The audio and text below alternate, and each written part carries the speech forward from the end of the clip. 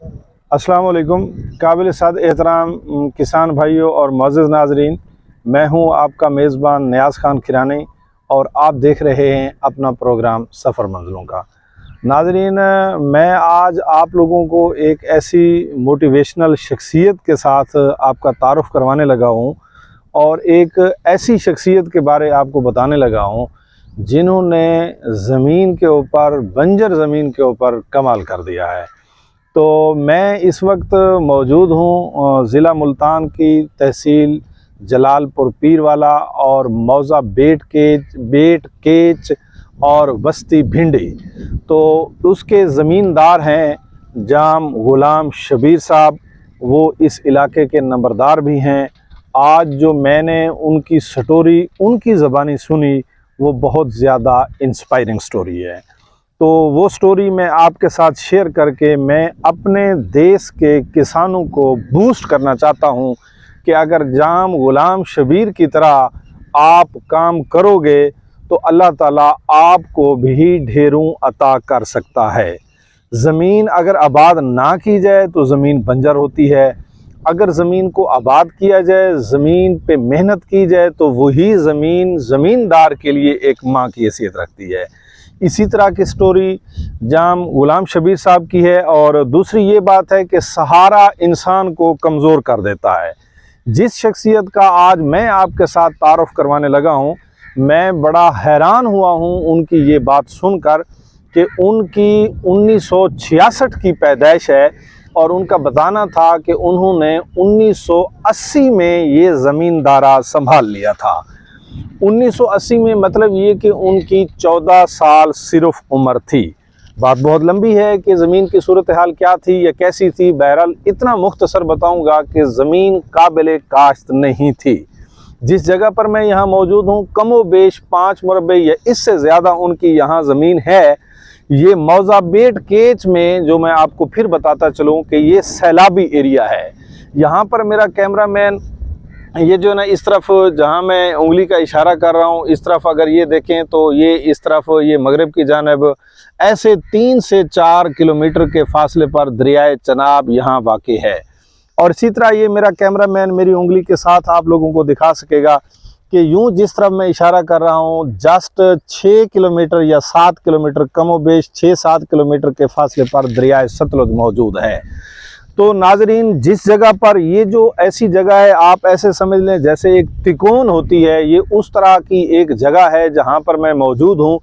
तो दोनों तरफ यूँ समझें कि 2 दरिया हैं और यहाँ जो मैं मौजूद हूँ ये 2 दरियाओं की जो जद में एरिया होता है तो ज़ाहिरी बात है कि वो फिर पानी के दबाव में होता है। नाजरीन, ये मेरा कैमरामैन अगर दिखा सके तो जिस तरफ मैं ये उंगली का इशारा कर रहा हूँ ये सामने दरख्त नज़र आ रहे हैं काफ़ी सारी तादाद में।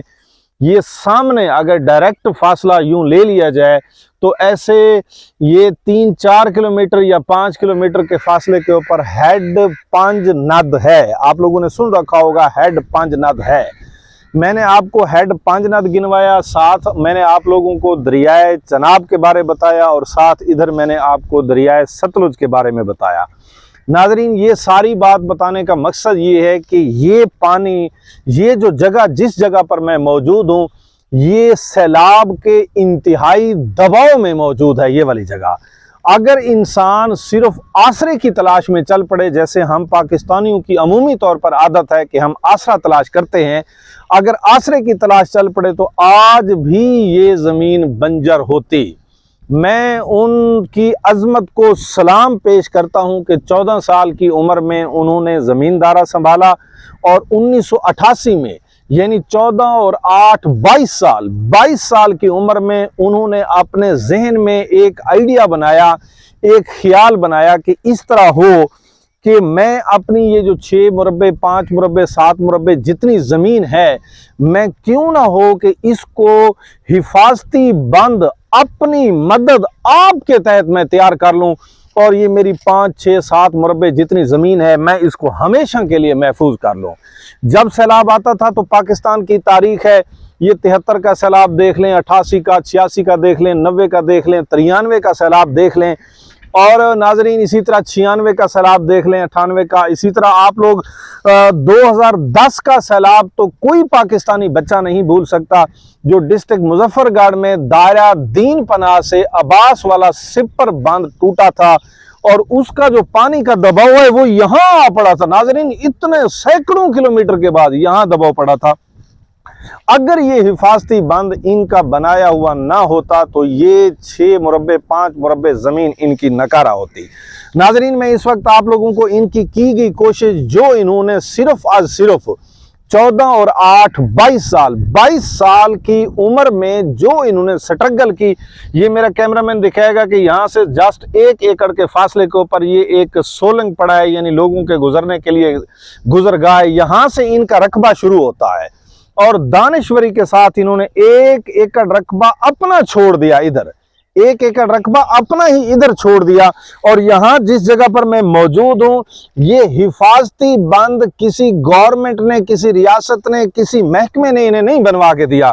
ये मेरा कैमरामैन अगर इसकी गहराई दिखा सके तो ये देखो, मुझे आज भी ये जो इसकी गहराई है, जमीन जो इससे गहरी है 25 फुट तो आराम से नजर आती है। अगर कम भी कर लें तो 20 फुट से तो दूसरी बात है ही नहीं। तो 20-25 फुट का ऊंचा बंद, मेरा कैमरामैन इधर भी दिखा सकेगा। ये देखो जी, ये बंद को देखकर ये आप लोगों को महसूस होगा कि ये अर्थ लेवल से ये बंद कितना ऊंचा है। और नाजरीन ये देखें कि ये जो बंद है, जो मैं आप लोगों को दिखा रहा हूं कि इससे फायदा क्या हुआ है। ये मेरा कैमरामैन ये घूमता हुआ बंद, ये देखें जी मगरिब की जानिब, और ये देखें ये उस तरफ ये जा रहा है, ये घूमता हुआ ये जनूब की जानिब। और इसी तरह ये सारा इस अपने रकबे के चारों तरफ इन्होंने माशाल्लाह अल्लाह ताला की दी गई ताकत, कुव्वत, हिम्मत, सोच, फिक्र के साथ इन्होंने जो है ना ये बांध तामीर करवाया। उनका बताना था कि ये बुरे तरीन सैलाब भी जब आए हैं तो अल्हम्दुलिल्लाह हमने इसकी निगरानी जरूर की है, हमने इसके ऊपर पहरा जरूर दिया है और ये हमारी ड्यूटी थी। और अल्लाह ताला ने हमारी फसल इसके अंदर महफूज रखी है। जब लोगों की तमाम फसलें जो है ना वो बह चुकी थी सैलाब में, पानी में, तो उस वक्त भी मेरी फसल महफूज रही है। जाम साहब का बताना है अब माशाल्लाह कि अगर इनके फार्म की हम कोई और चीज़ें आप लोगों को दिखाएंगे। उन्होंने हाई डेंसिटी पे आप बाग लगाया है आम का, उन्होंने जो है ना ये मिर्च की फसल है, कपास उनकी आइडियल तरीन है, मल्टी क्रॉप्स बहुत ज़बरदस्त है।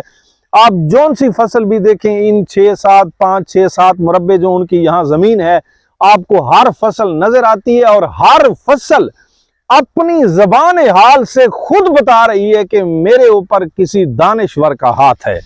तो नाजरीन मैं आपको बताता चलूं कि जाम गुलाम शबीर साहब जो कि नंबरदार भी हैं, यहाँ की माशाल्लाह अच्छी शख्सियत भी हैं, और उनकी जो है ना वो माशाल्लाह ब्रांड एम्बेसडर रहे हैं मुख्तलिफ कंपनियों के, जो ज़राअत के साथ जो मुंसलिक कंपनी हैं उनके वो ब्रांड एम्बेसडर भी रहे हैं। और माशाल्लाह पौधे की जो सेहत है उसके बारे उनका इल्म जो है ना वो अपनी मिसाल आप है। उनकी जो केयर है वो भी मैं अपने कैमरामैन से बाद में गुजारिश करूंगा कि यहाँ वो क्लिप शामिल करेंगे। उनकी जो फसल की खूबसूरती है, जो सफाई है, वो उनकी दानिश्वरी का और उनके शौक का मुंह बोलता सबूत है। नाजरीन हमने जाम साहब की स्टोरी आप लोगों को मुख्तसरन बताई। उम्मीद है कि इस तरह की अच्छी स्टोरी हमें अपने जहन बदलने के लिए, हमारे पाकिस्तानियों का जहन बदलने के लिए, वो आसरे की तलाश पे जो खड़े होते हैं हम, वो आदत भुलाने के लिए इस तरह की स्टोरी मेरी कौम के नौजवानों के लिए बड़ी मुआवन साबित होगी। इसी तरह की इंशाअल्लाह ताला इंस्पायरिंग और मोटिवेशनल जो स्टोरीज़ हैं जो भी हमें मिलती रहेंगी हम आप लोगों के साथ शेयर करेंगे। नेक्स्ट वीडियो तक मुझे और मेरी टीम को दीजिए इजाज़त। अस्सलामु अलैकुम।